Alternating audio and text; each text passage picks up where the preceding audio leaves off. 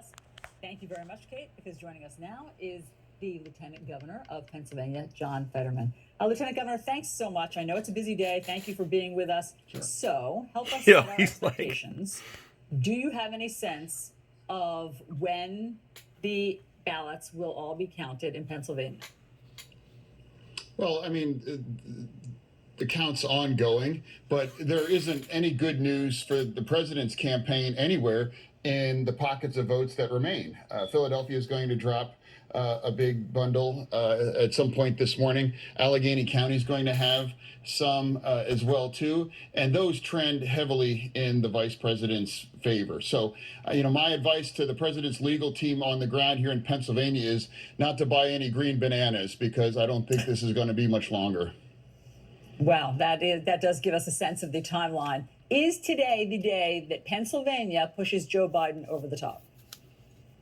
I can't say with any certainty, but I quite frankly am unsure why mathematically we're not already there. If you just look at where these votes are coming from and the history of how these votes break, you're talking 75, 80% and higher coming out of Philadelphia. And, even if you give a 50-50 break, that doesn't gain the president any ground. And the vice president's already about 30,000 up. He's going to go up even more when those Philly ballots drop. Yep. I want to emphasize, these are all legal ballots that can't be touched by any Supreme Court decision. And at this point, you have this sad strategy of trying to appeal these so-called late ballots that arrived after election night at 8 p.m. through Friday. And you're talking 2,000, maybe 3,000 votes all across Pennsylvania. It's an inconsequential pot of ballots. And, they had to interrupt Samuel Alito's Friday night for that kind of a ruling. I mean, that, I think, really exemplifies their desperation. And I would just urge them to just accept math. I mean, there's more than just those sequestered ballots that you're talking about. There's a slew of different legal challenges in Pennsylvania. Are you saying that you don't think that any of them have merit? Well, name one that hasn't been a long shot or irrelevant to the task at hand of counting these ballots that are all legally received. In addition to the legal challenges that, as you say, are being shot down left and right, another thing that Republicans seem to be doing is criticizing your Secretary of State and saying that this could all have gone much more easily. The Philadelphia Inquirer reports State Senate Majority Leader Jake Corman accused Secretary of State Kathy Boockvar of giving faulty guidance and making unlawful changes to election rules that had undermined confidence in Pennsylvania's results. They say it had been chaotic and a faulty process and has sowed doubt.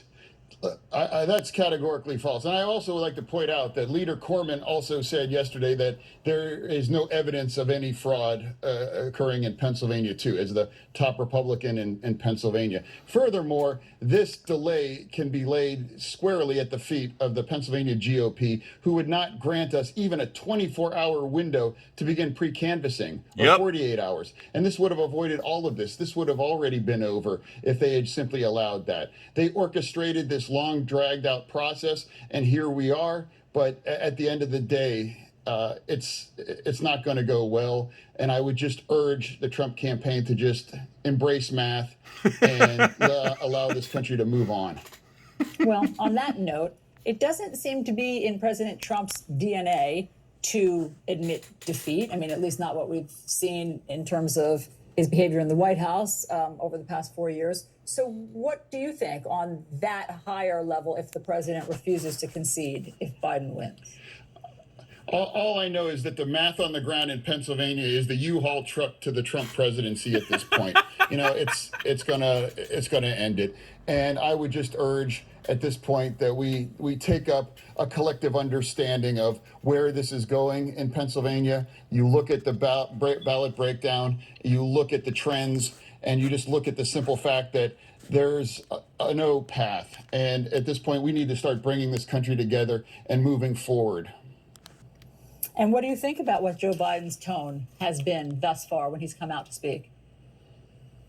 Absolutely. Joe Biden's handling it perfectly. And that's my point. But I am just stating the reality here, whereas is that there's an optimal level of cautiousness, and we don't want to get in front of anything. But when we're over 30,000 votes and climbing from a giant pool of mail-in ballots that break heavily to the point of 75, 80% or more that are going to be added to this time total. to call it. There just It's isn't over. a path mathematically. There isn't some enchanted village of all Trump voters that hasn't weighed in yet in Pennsylvania. I know this to be true.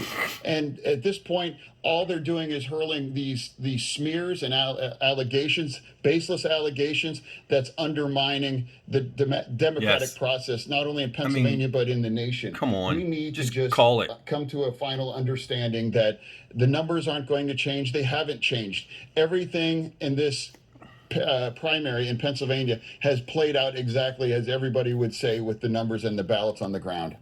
Look, I mean, obviously, CNN's decision desk is exercising caution and looking at all of the algorithm and plugging in the numbers and their models and everything and trying to proceed cautiously. But you're saying that if it were up to you, you'd call it right now.